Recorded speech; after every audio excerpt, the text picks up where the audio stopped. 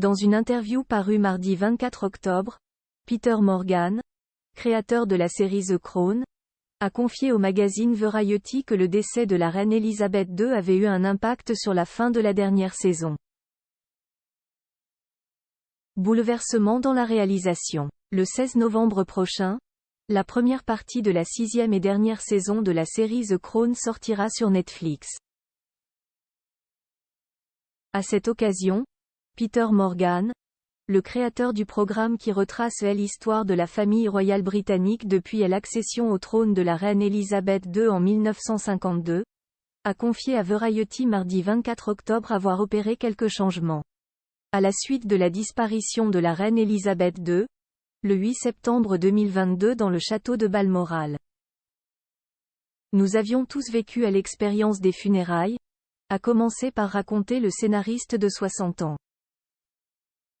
Et de poursuivre, donc, à cause de la profondeur avec laquelle tout le monde a ressenti son décès, Jai dut essayer de trouver un moyen, dans le dernier épisode, de traiter de la mort du personnage, même si elle n'était pas encore morte.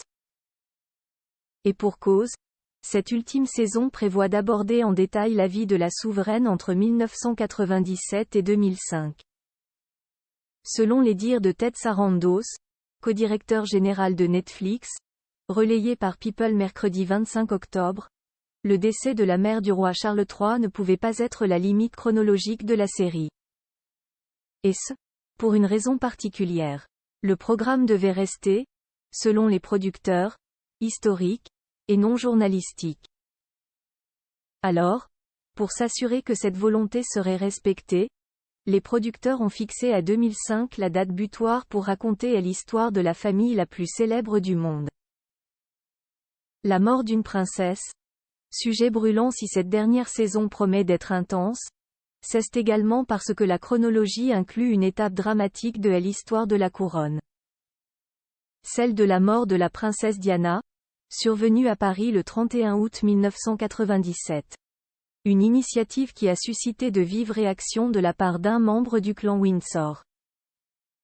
Après la sortie des premières images de l'accident, le prince William a expliqué au Daily Express qu'il était totalement écœuré par la nouvelle saison. Alors, pour apaiser les tensions, une source tout droit venue de Netflix a expliqué au Télégraphe que, après sa mort, Diana apparaît dans le cadre d'un dialogue intérieur dans des scènes séparées avec le prince Charles et la reine qui réfléchissent tous deux à leur relation avec la défunte princesse. Backgrid UK